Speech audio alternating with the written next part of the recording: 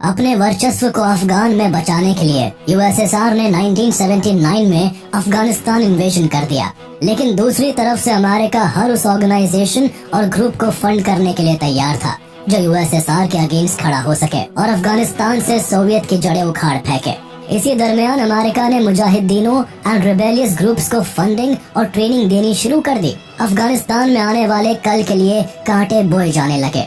मुजाहिदीन और अलकायदा धर्म के नाम पर विदेशों से भी टीनेजर बच्चों को रिक्रूट करने लगे और इस तरह अफगानिस्तान में एक नए युग की शुरुआत होने लगी। अमेरिका की मदद से मुजाहिदीन अफगान की गद्दी तो छीन लेते हैं, लेकिन फिर वो देश के अंदर सिविल वॉर में फंसकर खुद बिखर जाते हैं। इसके बाद अफगान में तालिबान का उदय होता है। अब तालिबान अफगान का सर्वे सर्वा बन जाता है। एक वक्त पर यूएसएसआर से छुटकारा चाहने वाला अफगान यूएसए का हितैषी बनकर बैठा था, लेकिन ऐसा क्या हुआ कि फिर तालिबान ने यूएसए से दुश्मनी ले ली। बरसों की लंबी लड़ाई आखिर क्यों हुई? कैसे तालिबान ने पूरे अफगान में अपना सिक्का जमा लिया और कैसे आज अफगानिस्तान तालिबान की अगुवाई में दाने दाने को मोहताज होकर बैठा है।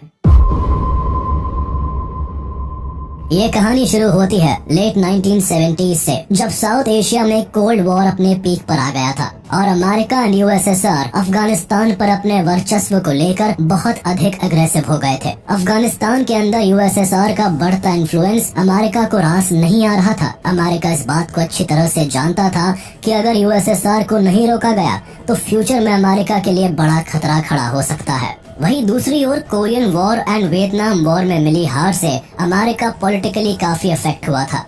दोनों ही वॉर में अमेरिका को बहुत बड़े लेवल पर सेटबैक मिला था। वर्ल्ड पॉलिटिक्स में इसे अमेरिका की करारी हार के तौर पर देखा गया। इस हार से अमेरिका भी काफी बौखलाया हुआ था और एक ऐसे मौके की ताक में था जहां वो सोवियत से बदला ले सके। अमेरिका को यह मौका अफगानिस्तान के ऊपर सोवियत इन्वेजन के रूप में मिला था और अमेरिका यहाँ बिल्कुल भी चूकना नहीं चाहता था। इसलिए अमेरिका ने सोवियत यूनियन के अफगानिस्तान में इन्वेजन को ग्लोबल सिक्योरिटी और पर्शियन गल्फ में यूएस के ऑयल सप्लाई के लिए एक बड़ा खतरा बताया। उस टाइम अफगानिस्तान में कम्युनिस्ट एंड सोवियत के खिलाफ इस्लामिस्ट एंड मुजाहिदीन लड़ रहे थे। अमेरिका उन्हें फंडिंग एंड वेपन्स देना स्टार्ट कर देता है। यहाँ पर अमेरिका का मकसद सोवियत यूनियन को अफगानिस्तान में कमजोर करने का था और धीरे धीरे अमेरिका उसमें कामयाब भी हुआ। अमेरिका मौका पाकर अफगानिस्तान के लोगों के अंदर सोवियत यूनियन के लिए जहर घोलता रहा। यूएसएसआर के खिलाफ इस लड़ाई में अमेरिका ने अफगानिस्तान के रैडिकल मुसलमानों को भड़काना शुरू किया। अपने मिशन को कामयाब करने के लिए सबसे ज्यादा हवा दी गई मुजाहिदीनों को। तमाम एडवांस वेपन्स और मुजाहिदीनों की सुविधा के लिए भर भर के पैसा पहुंचाया जाने लगा। 1980s में मुजाहिदीन की मदद के लिए CIA ने एक सीक्रेट प्रोग्राम को लॉन्च किया जिसे ऑपरेशन साइक्लोन नाम दिया गया। इसके तहत अमेरिका ने मुजाहिदीन को हथियार, गोला बारूद, मेडिकल एड और ट्रेनिंग के अलावा उन्हें इंटेलिजेंट सपोर्ट भी प्रोवाइड किया। मुजाहिदीनों को आसानी के साथ अमेरिका का वीजा दिया जाने लगा। सोवियत से बदले की आग में अमेरिका ने पहले 6 साल में ही मुजाहिदीन को $3.2 बिलियन का फंड एंड वेपन्स प्रोवाइड किया और आने वाले सालों में ये आंकड़ा बढ़ता चला गया। मुजाहिदीन को सपोर्ट और वॉरफेयर में ट्रेनिंग देने के लिए अमेरिका ने पाकिस्तान का सहारा लिया। जगह जगह ट्रेनिंग कैंप्स लगाकर पाकिस्तान की ISI ने मुजाहिदीनों को ट्रेनिंग देने का काम शुरू किया। यहाँ अफगान फाइटर्स को बेसिक मिलिट्री ट्रेनिंग से लेकर फायर आर्म्स और एडवांस मिलिट्री ट्रेनिंग दी गई और ये सब कुछ अमेरिका की देखरेख में किया गया। इसी के साथ सऊदी अरेबिया जैसे इस्लामिस्ट कंट्रीज ने भी अफगान की लड़ाई में मुजाहिदीन को अपना समर्थन दे दिया था। अमेरिका ने इस लड़ाई को धर्म की लड़ाई बताकर इस्लामिक देशों से ज्यादा इस्लामिक वॉलंटियर्स को अफगानिस्तान में लड़ने के लिए आने को कहा। अफगानिस्तान के अलग अलग कबीलों के हजारों युवाओं को सोवियत यूनियन और उनकी सरकार के खिलाफ भड़काया जा रहा था। इस तरह इस मूवमेंट में अफगानिस्तान के छात्र भी आगे बढ़ चढ़कर हिस्सा लेने लगे। सऊदी अरेबिया से भी कई जवान लड़कों ने सोवियत अफगान वॉर को ज्वाइन किया और उन्हीं में से एक था ओसामा बिन लादेन, जो आगे चलकर अमेरिका ही नहीं बल्कि दुनिया के लिए आतंक का दूसरा नाम बन गया। Osama bin Laden Saudi Arabia के एक अमीर परिवार से था। अपने कॉलेज के टाइम से ही ओसामा मुस्लिम एक्सट्रीमिस्ट लोगों के इन्फ्लुएंस में आ गया था। ओसामा एक्सट्रीम इस्लामिस्ट आइडियोलॉजी से जुड़े होने के नाते सोवियत यूनियन के इन्वेजन को इस्लाम पर एक बहुत बड़ा हमला समझता था और सोवियत अफगान की होली वॉर में वो इस्लाम धर्म की जीत चाहता था। यूएसएसआर को अफगानिस्तान से भगाने के लिए और इस्लामिक जिहादी गतिविधियों को सपोर्ट करने के लिए ओसामा बिन लादेन ने अपने कुछ साथियों के साथ 1984 में मकतब अल खिदामत नाम की संस्था बनाई और इसके ठीक 4 साल बाद 1988 में उसने मकतब अल खिदामत को डिसॉल्व करके अल कायदा बना दिया, जिसे उसने अपने मरने तक हेड किया। अल कायदा का मुख्य काम जिहादी एक्टिविटीज को फ्यूल करना था। 1980s में ओसामा पाकिस्तान के पेशावर में आया। भले ही वह मुजाहिदीन फाइटर नहीं बना, लेकिन अपने कनेक्शन से उसने सोवियत संघ के खिलाफ युद्ध के लिए फॉरेन मुजाहिदीन के रिक्रूटमेंट एंड फंड रेजिंग में महत्वपूर्ण भूमिका निभाई। उसने मिडिल ईस्ट में कई जवान लड़कों को अफगान जिहाद के लिए प्रेरित किया और हजारों की संख्या में मुजाहिदीन को रिक्रूट किया गया। इस काम में मकतब अल खिदामत को यूएसए का भी साथ मिला और इससे हुआ ये कि अफगानिस्तान में मुजाहिदीन की स्ट्रांग होती पोजीशन के सामने सोवियत यूनियन कमजोर पड़ने लगा। हालांकि अब तक अमेरिका लादेन की इस ऑर्गेनाइजेशन को सपोर्ट करता रहा था, लेकिन उन्हें इस वक्त तक इस बात का जरा भी एहसास नहीं था कि यही लादेन एक दिन अमेरिका के लिए बहुत बड़ा सिरदर्द बनने वाला था। बबरा करमल अफगानिस्तान के प्रेसिडेंट बनते ही अफगानिस्तान में हो रहे इस्लामिस्ट एंड मुजाहिदीन के रिवॉल्ट्स को सुलझाने के कई प्रयास करते हैं। उनकी कई कोशिशों के बावजूद मुजाहिदीन हार नहीं मानते हैं और अमेरिका की हेल्प से लगातार कम्युनिस्ट एंड सोवियत के खिलाफ बगावत करते रहते हैं। करमल लाख कोशिशों के बावजूद भी देश में हो रहे मुजाहिदीनों के हमलों को नहीं रोक पा रहे थे। अफगानिस्तान में हो रहे इस उथल पुथल से मॉस्को ने भी करमल को बोझ मानना शुरू कर दिया और पब्लिकली करमल को अफगानिस्तान की समस्याओं के लिए दोषी ठहरा दिया। इसके बाद नवंबर 1986 में उन्होंने प्रेसिडेंट के पद से इस्तीफा दे दिया और उनकी जगह अफगानिस्तान सीक्रेट पुलिस के फॉर्मर हेड मोहम्मद नजीबुल्लाह को अफगानिस्तान का प्रेसिडेंट नियुक्त किया गया। As a secret police head Najibullah को अपनी क्रुएलिटी के लिए जाना जाता था। मुजाहिदीन के अटैक्स और गुरिल्ला वॉर को कंट्रोल करने के लिए उसने कई कड़े फैसले लिए थे। इसी वजह से यूएसएसआर ने करमल को हटाकर इन्हें अफगानिस्तान का प्रेसिडेंट बना दिया। लेकिन नजीबुल्लाह को इस बात की खबर हो गई थी कि अगर अफगानिस्तान में सरकार चलानी है तो रेडिकल ग्रुप्स का समर्थन बहुत जरूरी है। उसने कई ऐसे रास्ते अपनाए जिससे कि अफगान के लोग और मुजाहिदीन उन्हें एक्सेप्ट कर ले, लेकिन ऐसा कुछ नहीं हुआ। मुजाहिदीन को अमेरिका पाकिस्तान के रास्ते लगातार एडवांस वेपन्स और फंडिंग भेज रहा था, जिससे मुजाहिदीन के हौसलों में कमी नहीं आई और वो लगातार यूएसएसआर को टक्कर देते रहे। अफगानिस्तान के रफ टेरेन्स और हिली एरिया में सोवियत की आर्मी को कई जियोग्राफिकल चैलेंजेस से गुजरना पड़ा। इससे सोवियत आर्मी को काफी कैजुअलिटीज भी उठानी पड़ी। खासकर मुजाहिदीन के हिट एंड रन टैक्टिक से हजारों सोवियत सोल्जर्स मारे गए। दरअसल मुजाहिदीन अफगानिस्तान के पहाड़ों से वाकिफ थे, उनके लिए यूएसएसआर की आर्मी को टारगेट करना आसान था। ऊपर से वो गुरिल्ला वॉरफेयर में भी काफी बेहतर थे, इसीलिए इस युद्ध में यूएसएसआर के हाथ कुछ भी नहीं आया। इनके हौसलों के आगे यूएसएसआर की फोर्सेज ने घुटने टेक दिए। मजबूर होकर यूएसएसआर ने इस वॉर में एयरफोर्स उतार दी, लेकिन यूएसएसआर का मिशन भी फेल हो गया क्योंकि मुजाहिदीन के पास अमेरिका की ओर से मिले स्टिंगर मिसाइल्स थे, जो आसानी के साथ यूएसएसआर के एयरफोर्स को निशाना लगाकर मार गिराते थे। इस तरह इस वॉर में सोवियत यूनियन के हजारों सैनिक मारे गए, खरबों का नुकसान हुआ और सोवियत इकोनॉमी पर भी काफी बर्डन पड़ गया। कोल्ड वॉर के चलते यूएसएसआर पहले ही कई चैलेंजेस से जूझ रहा था। ऐसे में हजारों सैनिक की शहादत के बाद यूएसएसआर को मजबूर होकर फरवरी 15, 1989 में अफगानिस्तान से हमेशा के लिए एग्जिट लेना पड़ा। यूएसएसआर के लिए यह हार काफी शर्मनाक थी। पूरी दुनिया में द ग्रेट यूएसएसआर का अफगानिस्तान जैसे छोटे से देश से हारना एक बड़ी बेइज्जती थी, लेकिन यूएसएसआर करता भी तो क्या। इस साल यूएसएसआर न केवल जंग हारा बल्कि कोल्ड वॉर में भी अमेरिका से मात खा गया और इसी के साथ पूरी दुनिया को लीड करने के सपने देखने वाला यूएसएसआर 15 टुकड़ों में कोलैप्स भी हो गया। नजीबुल्लाह के लाख कोशिशों के बाद भी अमेरिका और मुजाहिदीन उसे यूएसएसआर का पपेट ही समझते रहे। अफगानिस्तान के लोग भी नजीबुल्लाह को सोवियत यूनियन का पपेट मानने लगे थे। लोगों के अंदर ये भावना बन गई थी कि सोवियत यूनियन के जाने के बाद नजीबुल्लाह उनके एजेंट बनकर काम कर रहे हैं, जो अफगानिस्तान के इस्लामिस्ट लोगों को रास नहीं आ रहा था और इसीलिए जल्द ही मोहम्मद नजीबुल्लाह के खिलाफ करीब 15 अलग अलग मुजाहिदीन ग्रुप्स खड़े हो गए। यूएसएसआर के विड्रॉल के बावजूद नजीबुल्लाह कुछ साल तक तो अफगानिस्तान की गद्दी पर रहे, लेकिन 1992 आते आते मोहम्मद नजीबुल्लाह को अपनी जान बचाना भारी पड़ रहा था और इसीलिए उन्होंने अपनी बीवी और बेटी को भारत भेज दिया था। ऑपरेशन साइक्लोन के तहत 1992 तक America Mujahideen and Islamist group की फंडिंग करता रहा। इसीलिए यूएसएसआर के जाने के बाद भी मुजाहिदीन ने अफगानिस्तान गवर्नमेंट के खिलाफ अपनी लड़ाई जारी रखी।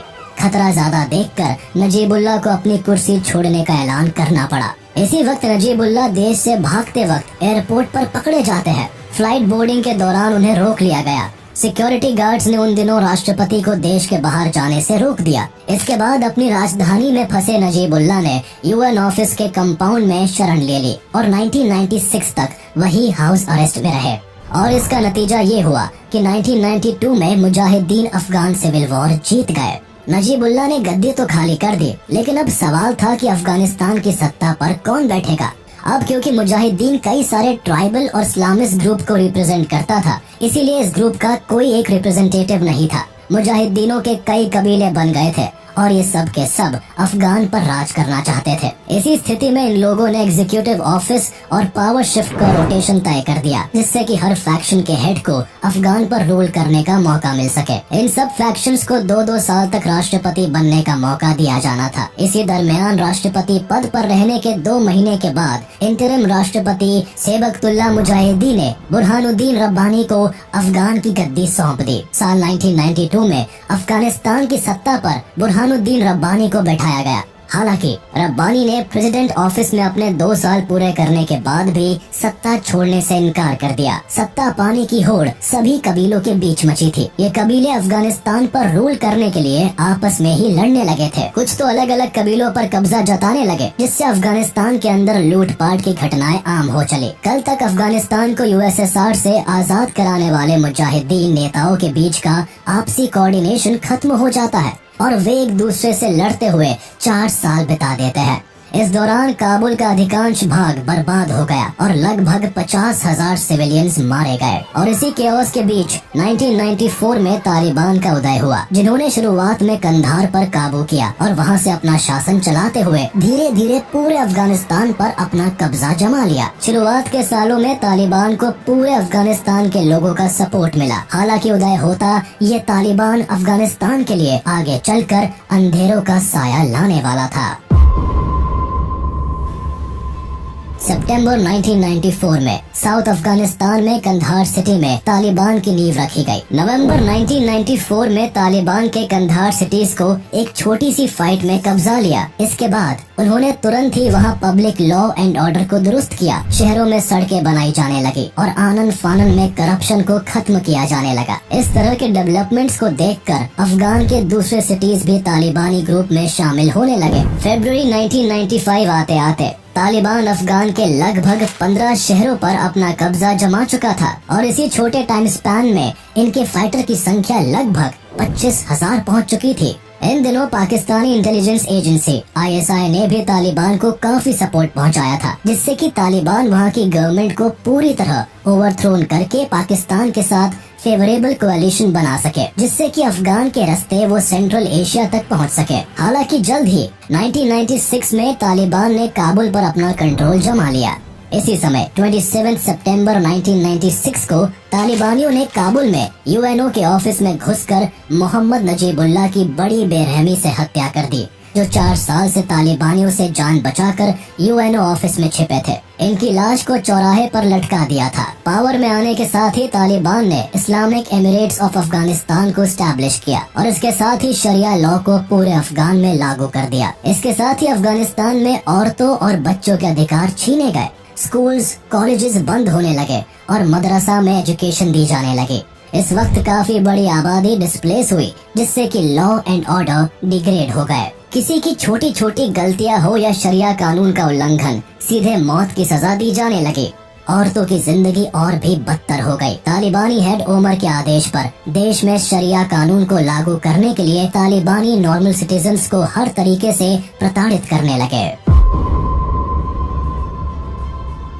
तालिबान ने अफगानिस्तान की सत्ता में आते ही कई कंजर्वेटिव लॉज को इम्प्लीमेंट करना शुरू कर दिया। इस कड़ी में तालिबान ने अफगानिस्तान में शरिया लॉ को इम्प्लीमेंट किया, जिसके अंतर्गत छोटी सी गलती के लिए भी लोगों के हाथ और सर काटने की सजा दी जाने लगी। महिलाओं का अकेले घर से बाहर निकलना बंद हो गया। Movies, TV, music, cinema, photography, NGO और कई सारी चीजों को तालिबान ने बैन कर दिया। इसके अलावा वेस्टर्न एजुकेशन को बंद करके तालिबान ने रिलीजियस एजुकेशन को प्रमोट किया। इनके राज में लोग कैद में रहने के लिए मजबूर हो गए। खासकर महिलाओं से उनका अधिकार छीन लिया गया। हालात इतने बदतर हो गए कि रिलीजियस इंटॉलरेंस के चलते तालिबान में कल्चरल हेरिटेज बामियान बुद्धास को भी तबाह कर दिया गया और दूसरे धर्मों का बुरी तरह सप्रेशन हुआ। तालिबान अफगानिस्तान के अंदर जनता पर लगातार स्ट्रिक्ट इस्लामिक लॉज थोपता रहा, जिससे आम आदमी का जीना मुहाल हो गया।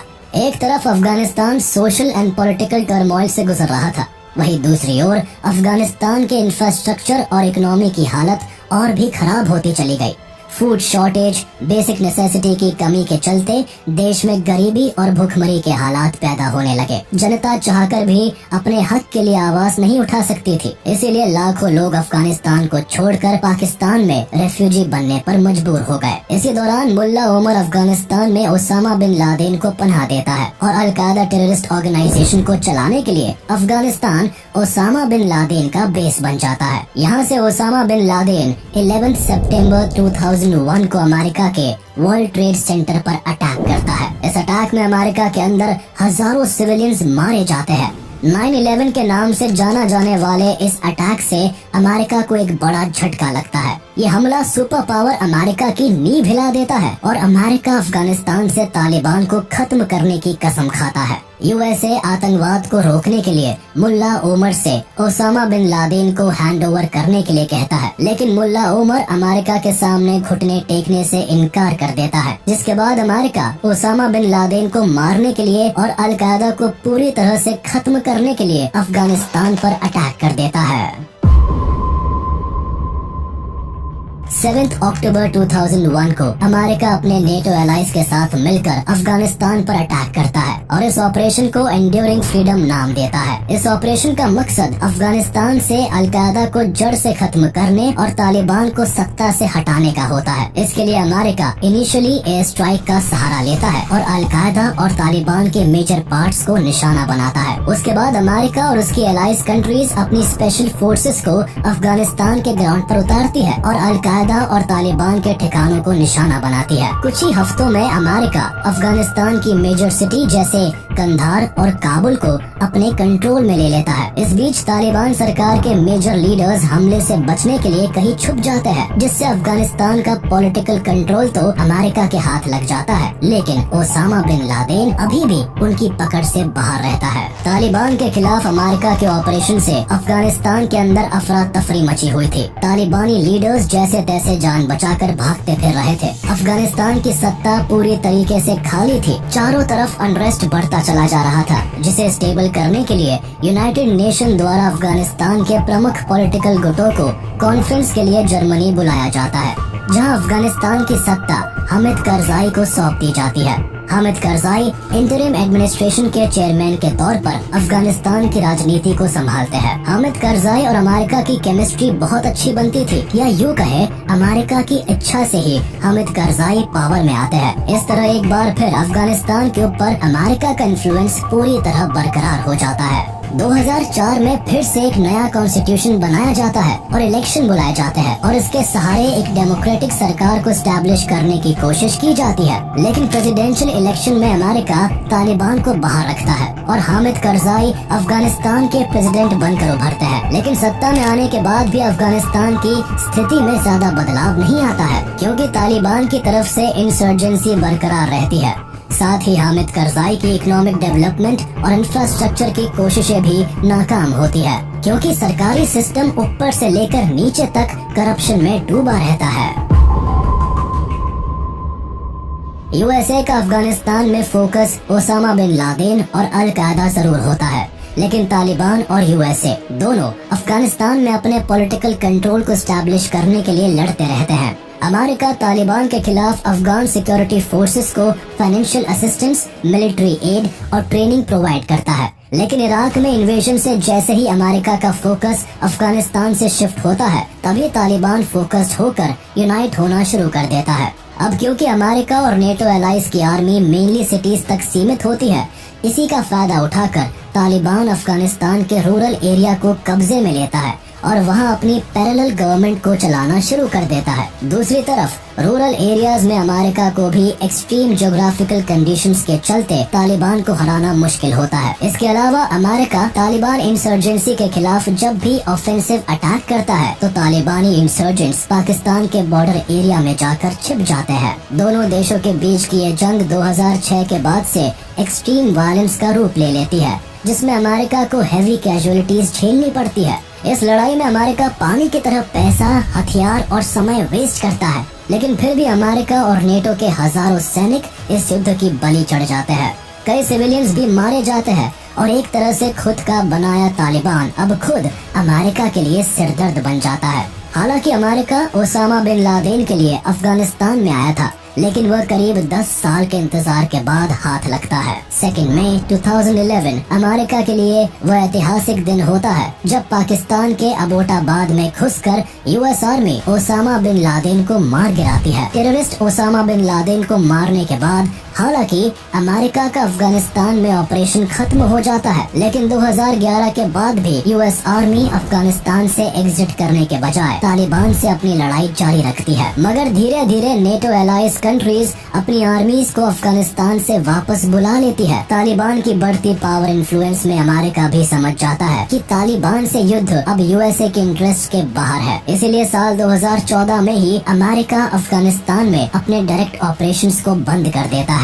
फिर धीरे धीरे अमेरिका अफगानिस्तान से अपनी फोर्स को भी कम कर लेता है, लेकिन साल 2020 तक यूएस आर्मी अफगानिस्तान में अपनी उपस्थिति कायम रखती है। इस दौरान एक तरफ तो यूएस आर्मी अफगान फोर्सेस को तालिबान के खिलाफ जंग में सपोर्ट करती है, वहीं दूसरी तरफ खुद अमेरिकन प्रेसिडेंट डोनाल्ड ट्रंप साल 2020 में तालिबान के साथ मिलकर दोहा अग्रीमेंट साइन करते हैं। इस अग्रीमेंट को अफगानिस्तान में पीस लाने के लिए साइन किया जाता है, लेकिन अफगानिस्तान गवर्नमेंट को ही इस अग्रीमेंट से बाहर रखा जाता है। दोहा अग्रीमेंट के तहत अमेरिका अफगानिस्तान से अपने ट्रूप्स हटाने के लिए तैयार हो जाता है, लेकिन इसके बदले में तालिबान वादा करता है कि वह अफगानिस्तान में अल कायदा एक्टिविटीज और संगठन को बढ़ावा नहीं देगा। इस अग्रीमेंट के साथ ही अगस्त 2021 में अमेरिका तो अफगानिस्तान से एग्जिट कर जाता है, लेकिन अफगानिस्तान की बर्बादी के दिन शुरू हो जाते हैं। अमेरिका के एग्जिट के साथ ही तालिबान तेजी से अफगानिस्तान पर अपना कंट्रोल स्टैब्लिश करता है। सितंबर 2021 में तालिबान अशरफ घानी के अफगानिस्तान गवर्नमेंट को गिराकर एक नए इंटरिम गवर्नमेंट को फॉर्म करती है, जिसमें मुल्ला मोहम्मद हसन अखुंड को पीएम और मुल्ला अब्दुल घानी बरादर को डेप्यूटी पीएम बनाया जाता है। तालिबानी सरकार शुरुआत में एक अच्छे गवर्नेंस, गुड एजुकेशन और लिबरल लॉ लाने का वादा करता है, लेकिन जल्द ही वो अपने बात से मुकरना शुरू कर देते हैं। तुरंत ही तालिबानी लीडर्स अफगान में शरिया लॉ लगा देते हैं। शरिया लॉ इम्पोज करने के बाद औरतों को कई बंदिशों का सामना करना पड़ा। औरतें बिना मर्दों के घर से बाहर नहीं निकल सकती थी। स्कूल, कॉलेज जाना तो औरतों के लिए सपने जैसा हो गया। पब्लिक ओपिनियंस और मीडिया फ्रीडम कर्ब कर दी गई। कुल मिलाकर देश के हालात ऐसे हो गए हैं कि अब वहाँ की हर एक सिचुएशन बंदूक की नोक पर सुलझाई जाती है। देश की असल हकीकत अभी दुनिया को उतना ही पता है जितना कि तालिबानी लीडर्स पब्लिकली अनाउंस करते हैं। एजुकेशन की बात करें तो वहाँ लड़कियों को प्राइमरी एजुकेशन तक ही सीमित कर दिया गया है। सेकेंडरी और यूनिवर्सिटी लेवल एजुकेशन से औरतों को वंचित कर दिया गया है। देश में गरीबी 97% तक बढ़ गई है। अब तक किसी भी देश ने अफगानिस्तान के तालिबानी गवर्नमेंट को रिकॉग्नाइज नहीं किया है।